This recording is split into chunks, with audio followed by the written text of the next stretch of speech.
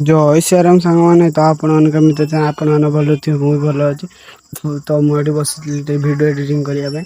ତ ମୁଁ ଗୋଟେ ବହୁତ ଦୁଃଖର କଥା କହିବାକୁ ଚାହୁଁଛି, କାହିଁକିନା ମୋର 116ଟା ସବସ୍କ୍ରାଇବର ଥିଲା, 2ଟା ସବସ୍କ୍ରାଇବର କିଏ କାଟିଦେଲି। ଆଉ ମୋର ଗ୍ରୋ ହବାର ଦେଖି ଲୋକ ବି ବହୁତ ଜଳୁଛନ୍ତି, ଆଉ ସେଥିପାଇଁ 2ଟା ସବସ୍କ୍ରାଇବର କିଏ କାଟିଦେଲା। କିଛି ମନ ଦୁଃଖ ନାହିଁ, କାହିଁକିନା ଆପଣମାନେ ମୋତେ ସପୋର୍ଟ କରୁଛନ୍ତି। ମୁଁ ଜାଣିଛି ଆପଣମାନଙ୍କ ସପୋର୍ଟ ଆହୁରି ବଢ଼ିବ ମୋର ସବସ୍କ୍ରାଇବର, ଆଉ 1K ପର୍ଯ୍ୟନ୍ତ ଆପଣ ବି ସାଥ ଦେବେ। ତ ଆପଣମାନେ ସେମିତି ସପୋର୍ଟ କରନ୍ତୁ ମୋତେ, ଆଉ ସାଥ ଦିଅନ୍ତୁ, ଆଉ ମୁଁ ବି ସେମିତି ଆଗକୁ ବଢ଼ୁଥାଏ। ତ ଆପଣମାନେ ଯେପରି ମୋତେ ସପୋର୍ଟ ଦେବେ, ମୁଁ ସେପରି ସପୋର୍ଟ ଏତେ ବାଟ ପର୍ଯ୍ୟନ୍ତ ଆଜି 100 ସବସ୍କ୍ରାଇବର କମ୍ପ୍ଲିଟ୍ ହେଇଛି।